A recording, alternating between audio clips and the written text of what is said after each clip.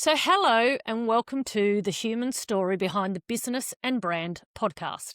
I'm the host, Jeanette Walton. I'm a career brand consultant and a Humans Matter champion, committed to helping others deep dive into their many human facets that make them unique, fabulous beings. I'm also a strong advocate of storytelling to enrich our human as well as our professional connections. This podcast partnership with Women Making It Work aligns with, but slightly deviates from The Human Behind the Career Brand podcast series. The human story behind the business and brand delves into those poignant moments, experiences, and life lessons that shape these high-performing professional women into who they are today. It discusses their fates, flaws, feats, fears, and all the other fabulous human elements that have driven them to perform so well in their professional lives. So I'm really excited to introduce my next guest for this podcast series, who is Avanthi Ilangantileke, one of the authors and storytellers in Women Making It Work's Beyond the Business anthology, representing those women who have faced devastating health diagnoses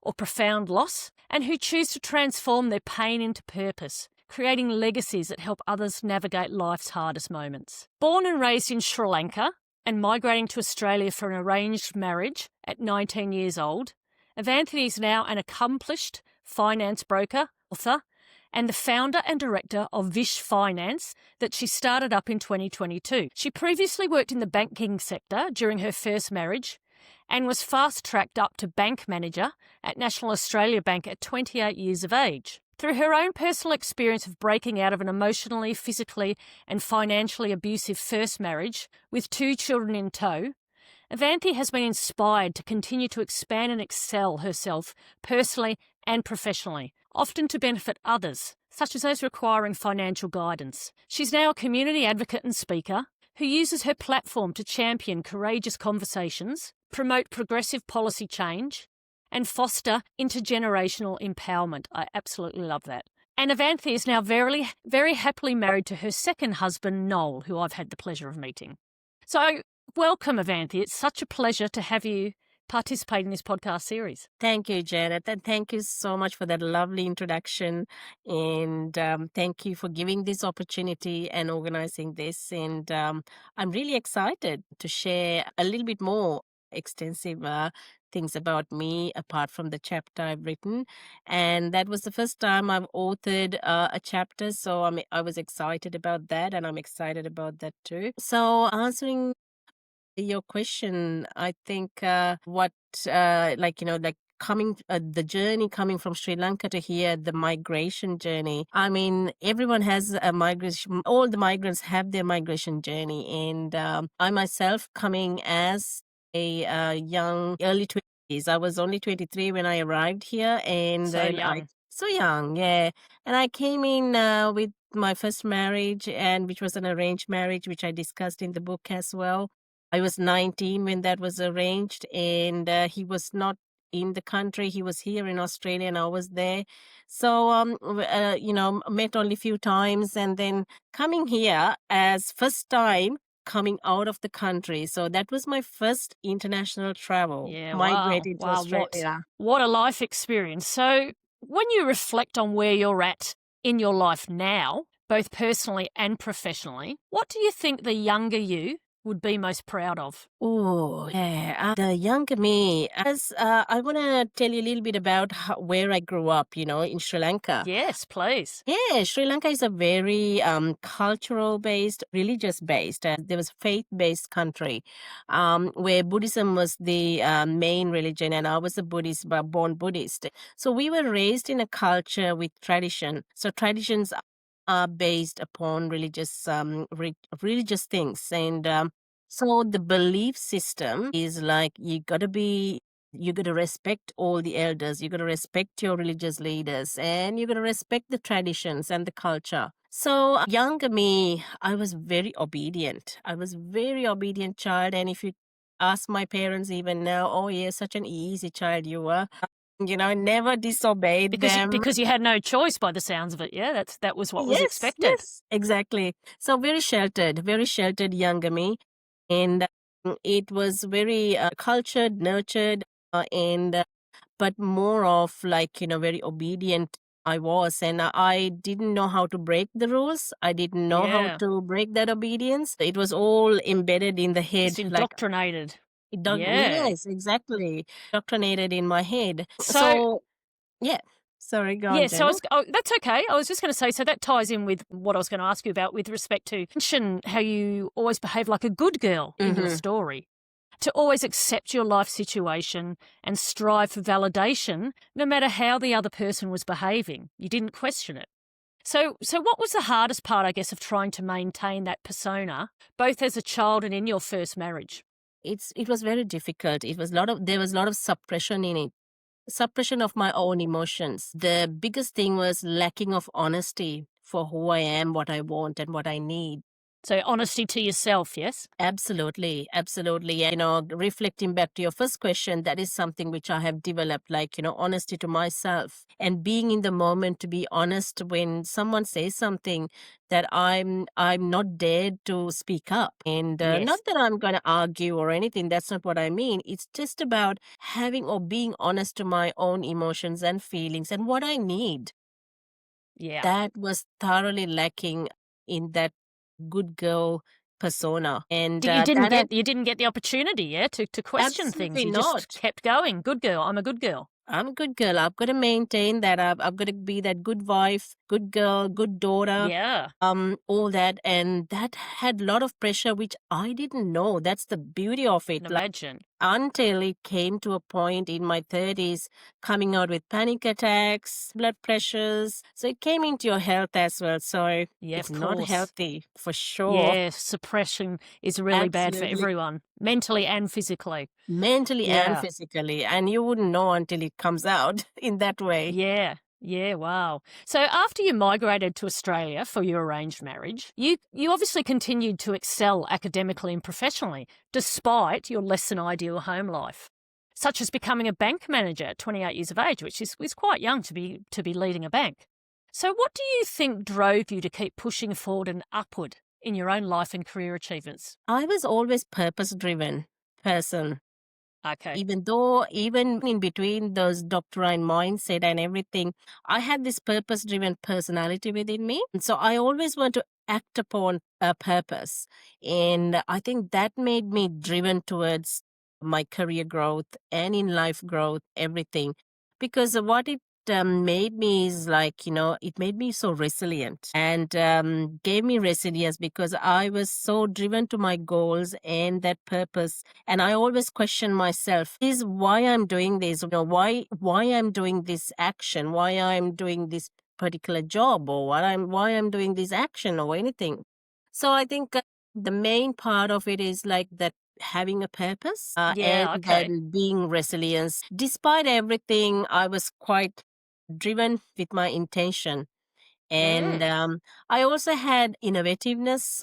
Whatever side which I get, I see the good side of it as well. that's lovely. Yeah, Yeah. yeah. So even the boat, flip over on the other side, I say, yeah, that's I got some surface. So I think that made me going. So see the good side of it. And even for the past where I'm a family violence victim. So even for the past, what I see the good in it, I'm grateful for that past because whoever I am now is because of that past. So I think Yeah, that yeah.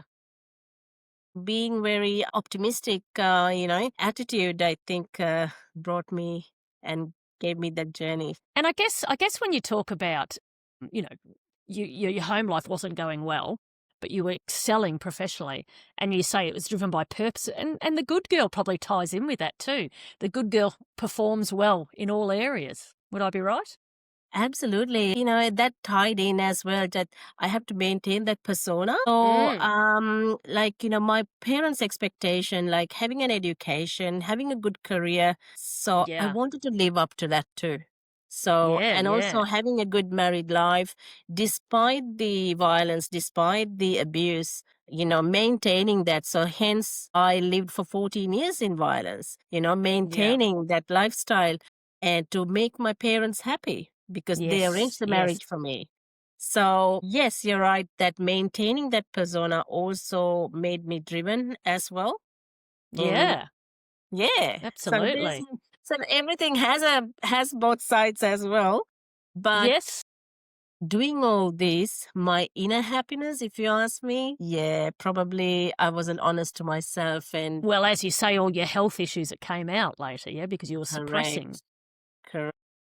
So when you first left your first husband in your mid to late 30s, after years of what you've described as emotional, physical and financial abuse, is there a particular moment you can recall where you felt like you'd peeled or ripped off the good girl label? I think it was a gradual process, not an Right. overnight one Not one moment. epiphany sort of thing, yeah. No, no, it wasn't. I think it was a journey. What happened was I wasn't happy, and then the health issues came up. It's in my mind always thinking, where is it? What is it? Like, why everything doesn't make me happy? I have the good career, got the money, got everything. The outer What's shell is wrong all with me? What's gold. wrong with me? Yeah, Yeah, there are yeah. two kids, these beautiful two kids, and everything's okay. What is it? What's wrong with me? And I felt I was burnout as well. I felt Yeah. like I'm doing things for others all the time. And so it was a gradual thing. So after a So while, it's a that's slow another thing. realization, yes? Slow realization. I'm thinking, I'm doing a lot of things, but it's everything for others. That was the main feeling I got. I'm not doing anything for me. Where am I Yeah. here? So that Yep. hit me. I think if you ask me a moment, that's where the hit was. That was the Lloyd bulb moment. Like, where am I? What am I? Yeah. Where am I How do I in fit this? in here? My happiness, Yeah, I'm my in my desires. 30s. Yeah. What am I doing? Going to the gym every morning. Probably I'm driving on my own, early morning, 5:30 a.m. I was enjoying that.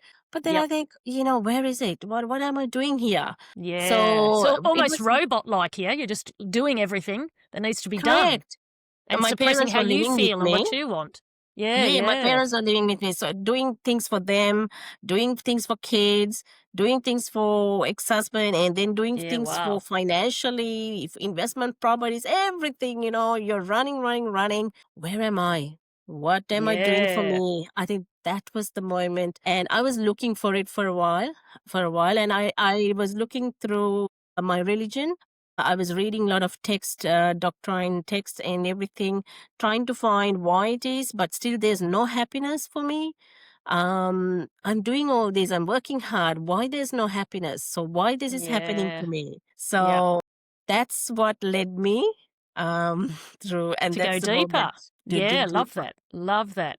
And since you've broken free and continued to find your voice, what do you think has become your core personal philosophy and or professional superpower in line with your prioritization of spirituality? Clarity. Yeah, Clarity okay. is the big thing.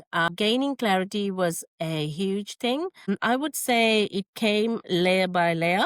Initially, awareness about, oh, hang on, I'm a victim. And that awareness came after such a long time, after 14 So that took years. a while to recognize that you had been a victim. Actually, in fact, after I come out of the marriage, I realized, gee, I'm a victim. Right, okay. Yeah, and that is after talking to a lot of authorities. I'm really grateful for the system here.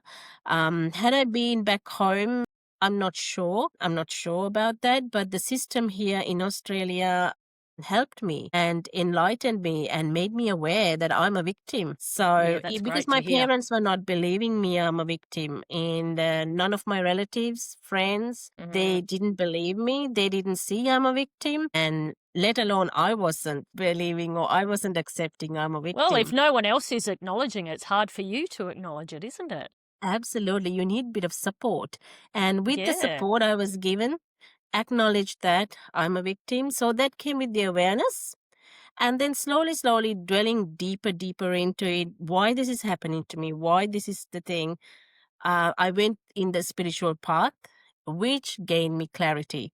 So Yep. through meditation, reading, and going to a lot of meditation seminars and all that, and workshops, I went overseas and did meditation programs for days, weeks, Wow. and all of that actually gave me clarity, and Yep. clarity for inner me, not Love that. for the situations or anything, but for inner me. I think that Love that. transformation was the biggest thing. And that made Yeah. the click. And to gain my honesty for myself, gave me courage, gave me power. me innovativeness, all these other things gave me with the The other clarity. stuff was able to bubble up and over, yeah? Absolutely. Do you still meditate regularly now? Is it like a regular part I of your do. day?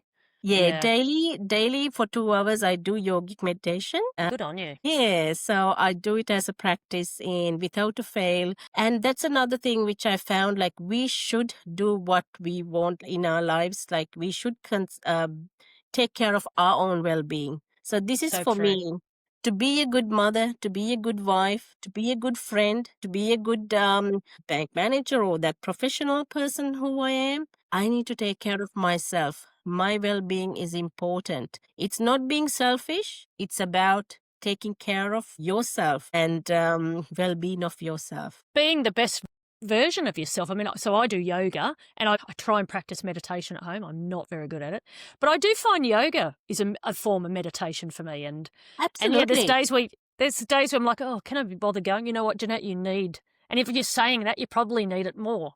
Yeah. Yes, Yeah. yes. And meditation is not actual activity. And I agree with you doing those yogic because it's a mind body balance and it's that Mm, concentration, gaining consciousness. So it is absolutely meditation. So that 2 hours yeah. incorporates not just sitting down, but some activity yogic. Hatha yoga, which is like some action movements, as well as half an hour sitting down quietly, closing your eyes as well. So good for you. So you started up Vish Finance in 2022 after discovering that you could effectively guide others based on your financial aptitude that is complemented by your positive mindset approach that you've obviously worked on. Is there any standout example you can share of where your service through Vish Finance has transformed someone else's life, perhaps enabling them to break free and find their voice? And you don't have Yeah, to mention names, absolutely. by the way. Yeah, sure. So it's actually I have helped a lot of women who needed voice as well as who needed courage mostly.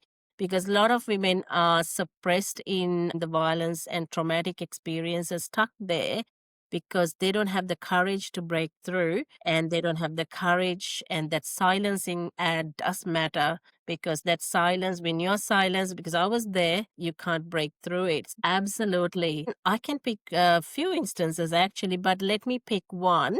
Let me Yes, pick please. a gentleman actually, because there are a lot of Mm, women and we think we forget men as well. yeah. And there was this particular man who was actually lost again. And we think always women are the victims, but there's sometimes men can be victims too. And in this case, he was lost because he wasn't sure why his wife has left him. And he was lost. He was a really good professional. He was a veterinary surgeon, but he was lost. Regardless your education, regardless of who your profession is, in those instances, people get lost Yeah. in emotions and what they have built up as a family. When that gone, they're lost. So Mm, even despite financially he was okay, but he didn't know what to do and what needs to be done next. He couldn't gain that focus. He was a family friend too, and just understanding his situation and having those conversations and gaining that trust of him to be open, I think that was really fulfillment for me as well. And yeah. we had a convo, and then he decided, like, this has to end. So that acceptance was a big thing. I think in everyone's life, that acceptance is the key winning part or going over that line. So Time then, to yeah, move so forward, yeah? move Time to move forward. forward. So Yep. I managed to organize his finances, doing some refinances for him and selling one property and with the court hearings and everything, putting into pool, giving away one property to ex-wife. So all that, organizing all that. But he was happy and he was very grateful for me that despite, everyone can be judgmental in those scenarios. Well, you're a man, you're Yeah, probably we the don't think of the person. men. So true. Yeah, and there can be a lot of judgments, a man or a woman, it's your thing. But being non-judgmental and having that listening ear and understanding his situation and helping him, he was very grateful for me. So that was a Yeah. very good story. And I think something that really stood out there to me is something that I believe in my own business is building that trust with each person you work with. Yeah, it's so important to have the trust. Yeah. Yes, yeah, and especially like in my trade, opening up with your finances was such a Mm. sensitive matter. I mean, it's a key thing in life, you know. Yeah. Yeah. Money doesn't give you happiness, but at the same time, you need that, yeah, protection. And it Then, can make you very unhappy though, can't it? absolutely, People. Yeah. Yeah. absolutely, Yeah. has Yeah. had become has become a necessity in this today's world. Yeah, I get it. Yeah. Now, you mentioned that your discovery of Sadhguru, I don't know if I've said that right, Sadhguru yoga meditation in Yes. 2019 was somewhat of a lifesaver that also inspired you to return to studies. So, what is it about this practice that had the most impact on you? And I guess, how do you apply it to help your clients? 2019, when Sadhguru came about to Melbourne, so happened to be, with a very skeptical mind, I went there because it cost me like $550. At the time, I was a single mother, so that was a huge investment. Big And I was investment, yeah. thinking, yeah, I was thinking, should I? Should I? Why should I go? Because I have this a big doctrine, which I grew up in, like Buddhism. I know meditation. Should I go? But then one of my friends said, no, just go. I'll pay for you. I'll pay for the ticket for you. Just Oh, go. that's lovely. Yeah. So see, that support matters, Yeah, And I went there, and that was for 2 days. So I got initiated initially. It's called a Shambhavi Mahamudra. So it's one of very powerful tool to gain happiness and gain joy for the life, and also that balance in life. So yeah, that was a very transformative thing, because then we had to practice it for 6 months. That was the commitment. And right. yeah, so I did it. I thought, let me do this, because I'm in this situation. I was going through a court case at the moment, like, that 4 years court case. I was self Mm, representing. Whatever I get for healing, I was going to try it as well. But yeah. yeah, but with caution, because you always have these thoughts in you. But anyway, so that worked out. That 6 months, after the 6 months, what I gathered was like I could have a lot of clarity. Clarity built up slowly. It wasn't like Yeah, overnight thing. Slowly, I didn't even know it was clarity.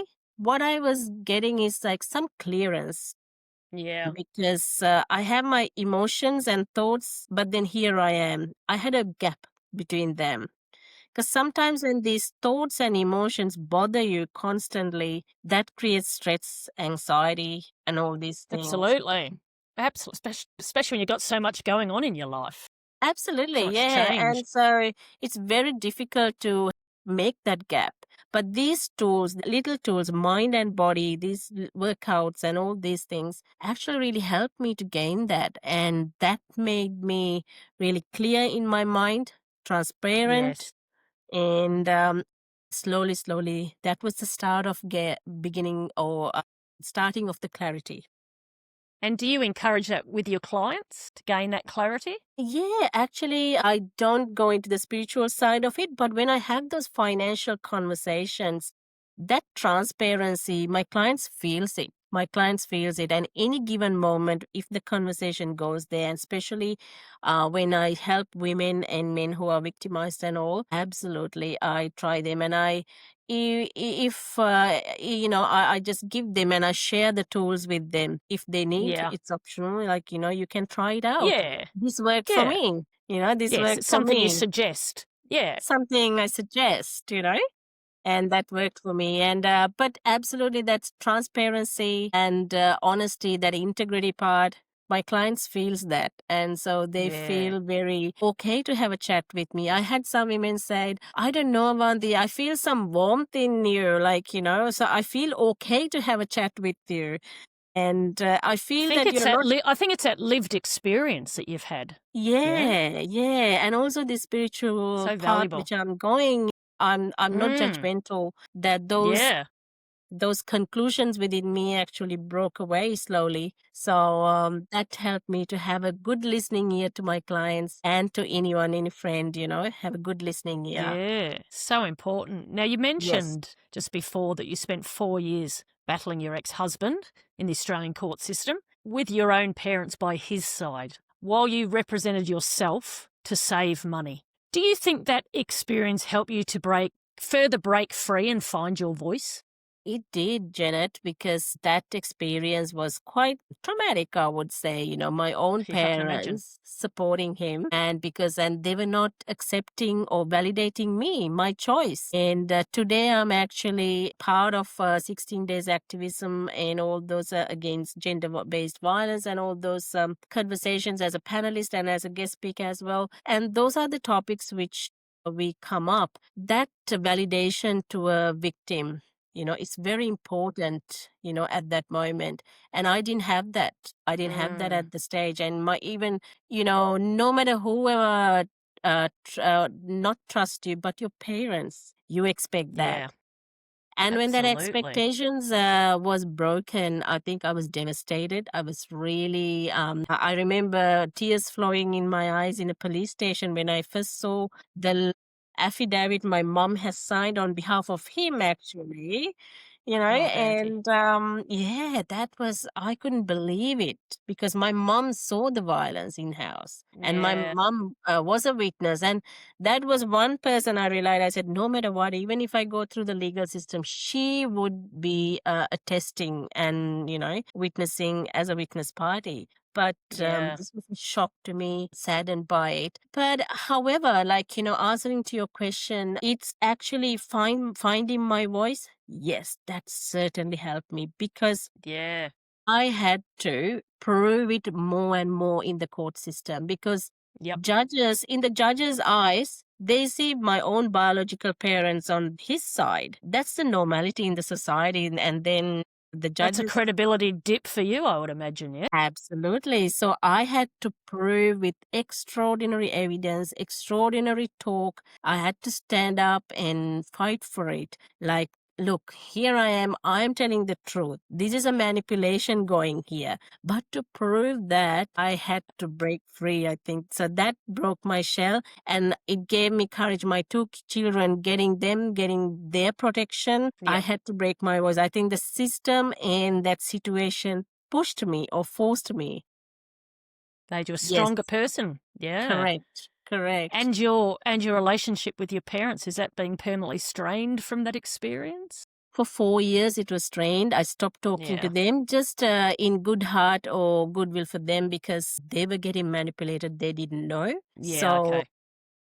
my first tactic was cut the ties with them. Then, because once you have a tie, only the perpetrator can manipulate the person to Yes. harm me. Yes. So let me cut the tie. It's not ideal. It's sad. But 4 years I didn't talk to them and didn't have a connection, but it worked. It worked. So he dropped them. And now I am in talks and I'm actually in good terms. And they actually start living just 2 minutes from my home as well. So Yeah. yeah, I'm taking care of them now. I imagine that your spiritualism would have helped you to bring them back into your life. Absolutely. Being Yeah. compassionate. Yes. I won't forget, but I Yeah. forgave. Yeah, So I we have to understand that. forgive. We have to forgive, and that compassion should be in your heart. The Yes. things have happened. Yes, I won't forget because that made me who I am, Yes. but I forgive and compassion in my Like heart. you say, you don't have to forget, but forgive. Yes, So, I've, yes. so I've just got a couple of quick questions to wrap this up that I've been asking everyone who comes on. So, if you were on your deathbed, what would you recall as the most poignant or rewarding life lesson or experience that has continued to influence you to today? Okay, that's a very confronting question. Is there one thing that sticks out? Resilience, and there's a lot of underneath things which built the resilience. Yeah, that please keep that resilience because never give up.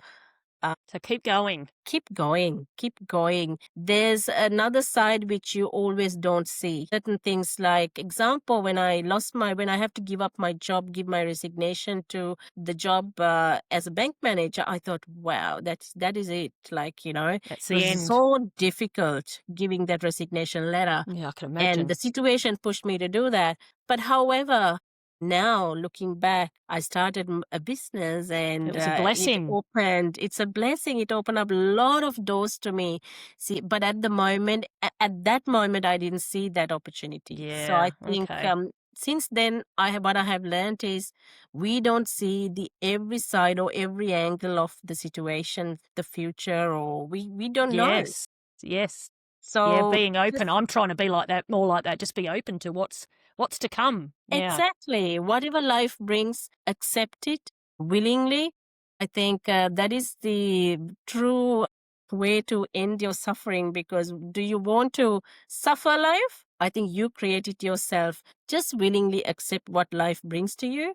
Yep. And that's what I And learned. move So, forward. Yeah, yeah, yeah, love that. yeah, bring Love it that. forward. I'll accept it Yeah. and I'll move forward. Yeah, love that. And lastly, is there any final message? I think you might have given us a final message to some degree already, but is there any other final message that you'd like to pass on to anyone who listens to this podcast in terms of breaking free and finding their own voice? Yeah, don't, the shame is a thing that which can shrink you. And, shame to you can be scared to the culture, to the others, what the society might think, what the others might think. So fear, which is underpinned with the shame. So I think, yeah, please reflect upon that fears. And fear is something you create for yourself, and shame also something, I think it's a very imaginative thing, because Yeah. the person on the other side, you never know what they have been through or what they're going through right at the moment. So it's your inner judgments, like, those things. So be honest to yourself, and those fears will go away then. And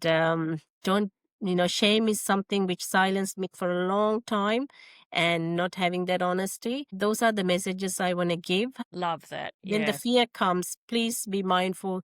That is something you've created in your mind. Do you know, they do say that, like, it's at least 2/3 of our thoughts are false, what we're Yes, thinking or what we're expecting. So that's very wise imaginative advice. thoughts, assumptions. Yeah. Yeah. Exactly. Well, thank you so much, Vanthi, for sharing so much of your personal journey. It's a beautiful story and a really inspiring story, and I appreciate you sharing it on this podcast. Thank you so much. Thank you, Janet. Thank you for giving me the opportunity, and thank you for your time today. My pleasure. Bye.